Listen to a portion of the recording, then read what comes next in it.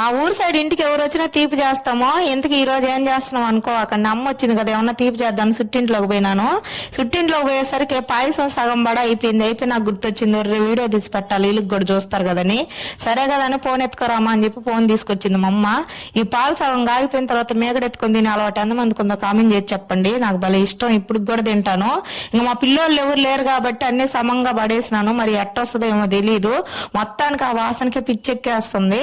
ఇంకా ఖచ్చితంగా దీంట్లో కావాల్సినవన్నీ వేసినాను. ఇంకా ప్రేమ అనురాగాలు వగేరా వగేరా అన్ని వేసి అమ్మకైతే ప్రేమతో పాయసం చేసి పెట్టేసినాను అనమాట.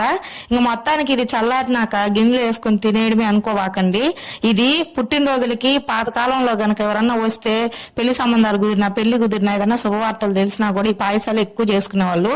ఇప్పుడు ట్రెండీగా ఆ లడ్డు ఈ లడ్డు అని చేసుకుంటున్నారు. మీలో ఎంతమందికి పుట్టినరోజులు అయితే పాయసాలు చేస్తారు ఇప్పుడు కూడా కామెంట్ చేసి చెప్పండి.